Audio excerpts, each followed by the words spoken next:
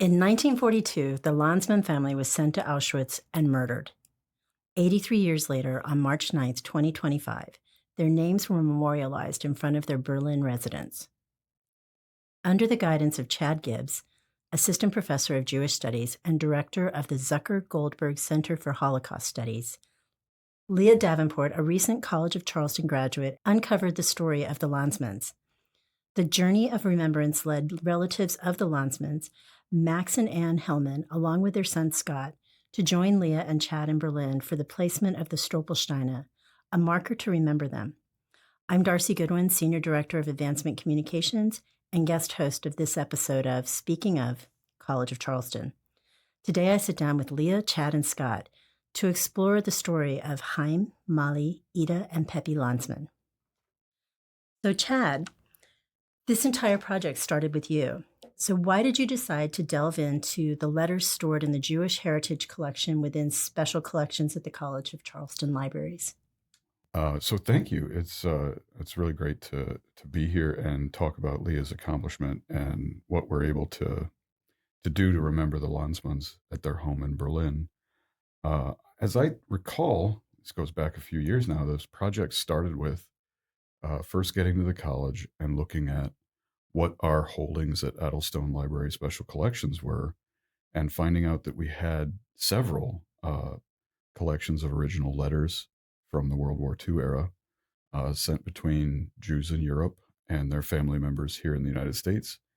And in my PhD program, I was coming here directly from finishing my PhD at UW Madison. I had worked under Professor Amos Bitzon, who brought several postcards written from Poland to a little town called Racine, Wisconsin, and used those in his classes to teach about the Holocaust and to localize what people were going through. And what I got from that exercise was how really, really important it was um, to make the Holocaust something that didn't happen so far away, and how much it mattered to students that they saw Racine written on a letter that came from a ghetto in Poland, and how much more real all of that made it for them. So when I saw that we could do something like that, I knew that I wanted to bring those letters into our work at the Zucker Goldberg Center and my teaching, and Leah came along, making it possible to do so much more with those. And Leah, would you share your discovery process with the letters between Minnie Toole Baum and Molly Landsmann, the two cousins who never met, and what the letters prompted you to do? Yeah, so I was given the opportunity to write an article for the Southern Jewish Historical Society of South Carolina's spring magazine. And there wasn't really, not that there wasn't guidance on where to go with it, but it was sort of like what direction the letters are going to take you in, they will take you in. And not all of them had been translated. And so that was sort of the big thing about it, was that last letter is Molly essentially saying that they'd been forgotten and left behind. And then would you describe what a Stolpersteine is and what inspired you to get Stolpersteine for the Landsmanns? Yeah, so Stolpersteine are basically not quite 4-inch by 4-inch brass cubes that are installed at the last place that someone, whether it's an individual, a couple, a family, willingly lived before they were persecuted. It's not just Jews who are given them. It can be anyone who is a victim of Nazi persecution. Whether or not they survived, they can get one. And so you'll often see, I think Berlin itself has over 10,000, but in total there are over 107,000 across 30 countries in Europe. And the whole thing about them is that it's meant to remind people who once lived in those neighborhoods. So you go into a neighborhood and maybe now it's wildly different than it was in 1930s Berlin. It was bombed during the war and it's completely rebuilt. But you can go in and you can see reminders that Nazi persecution wasn't just on the outskirts of town, it was in the center. It was out in the open where anyone could see it. And so that was, for me, being able to not be the only person who remembered the Landsmans and what they went through, and having it be a reminder for people who now live in their apartment building was a big thing. And then what was the approval process to get the Stolpersteine for the Landsmans? So they say that you need to request authorization from the city government, from the city. I don't actually remember if we ever sent that in or not. We did that through our German friend. We did that through Teo. Yeah. So we had to get an official letter from the Hellmans saying that they give permission, that they endorse this, that they want this to happen. And then get the letter asking for permission from the city. And we had to make sure that, we didn't have to make sure that we had the research and the funds, but that was a decision that I made to make sure that we had all of those ready to go. And so each stone costs around $130 to install. And so that took about 2 years of fundraising to get the money for. And then making sure that we knew what the Landsman's sort of story was from first contact with Minnie in 1938 until that last letter in 1942, or summer 1941. And so that ended with finding survivor testimony in the Yad Vashem collection stating that Molly and Chaim were murdered at Auschwitz. I just add there on the fundraising side of things, Anne Hellman, Scott's mom, offered very early on to just pay for the Stolpersteine, to cut the process shorter and save time and Leah's effort. And Leah decided early on that that was not the way she wanted to go, not just make the family pay for their own memorial, but to raise the money herself. So through selling many a bag of Hamantaschen cookies, the stones were paid for mostly by Leah's efforts instead of taking that directly to the family. And the Hamantaschen were very good. Yes. Too. So Of course they were good. Got many compliments on them. you have to keep that going. And Scott, you knew about the letters your family donated to the Jewish Heritage Collection, but you didn't know the contents.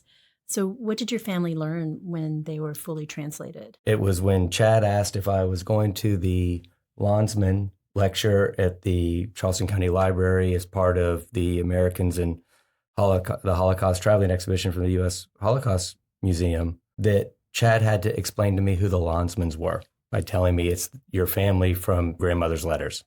And we went, my brother, Brian, my mom and dad, and I went to that lecture and learned a lot more than we ever had known. And all of a sudden, we had a long-lost family that we knew so much about. We also found out about all that my great-great-aunt Minnie went through, not by documentation that she had mailed to the Landsmans. We really didn't have that information correct.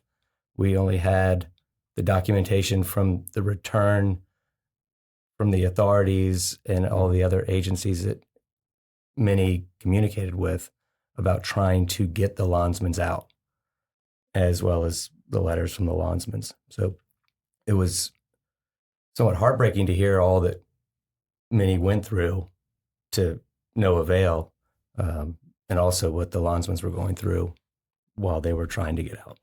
So photos of the letters are included in the magazine article, but to sort of give listeners an idea of what it was like to actually read one of them, I'll go ahead and read the very last letter that Molly sent. This was dated June 12th, 1941, so by this point they were already in the Hircznów ghetto in Poland.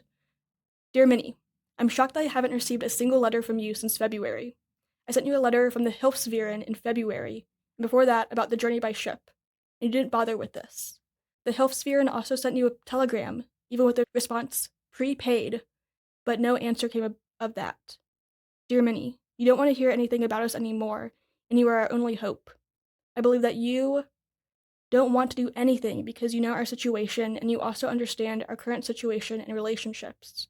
You wrote to me in February that you were sending a package, but we still haven't received that. You also wrote to me that Fanny wrote to us and sent us something, but I unfortunately haven't received that either. Now there are, unclear, traveling from Berlin to New York via Lisbon, but unfortunately, we're not a part of that. I believe we'd be first if we, unclear, finally with you. Dear Minnie, I beseech you to think of us and also to support us because we have no other help. We're so in the village such that we can in no such way travel. May God help us. May God help us that someone comes soon and that we see each other soon. I hope that you have, unclear. Also, dear God and dear children, may we share together in the glory. Dear Minnie, I beseech you to think about us again, and when possible, may we once again have a conversation. I will never forget this from you. In this hope, I send to you the heartiest greetings and kisses, your cousin Molly. So in reality, we know that Minnie was sending letters and packages, but that in part because of the war effort in Eastern Europe and just with the way that the Nazis did things, it's more likely than not that these packages never actually even made it to Poland, and were likely destroyed before they even got to the ghetto. Yeah, it was a difficult bunch of letters to read, and then to get the rest of the story was really tough.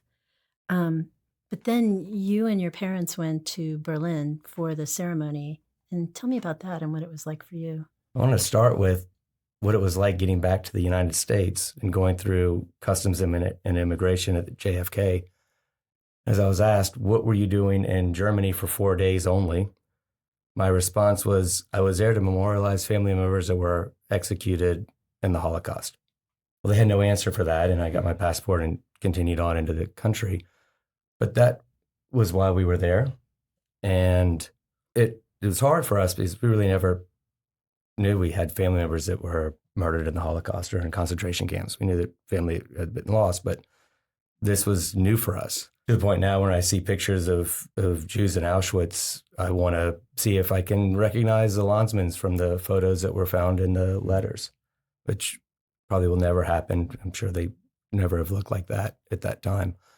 But what was really interesting was going over with Leah and Chad and being with them for the weekend. It was as if we went to a family funeral, built up to the ceremony of the stone placement, and then afterwards, being able to say Kaddish with my father over our family members, and afterwards going and having a meal with Leah and Chad, and just as if we put our family members to rest and we were on with the next part of our lives.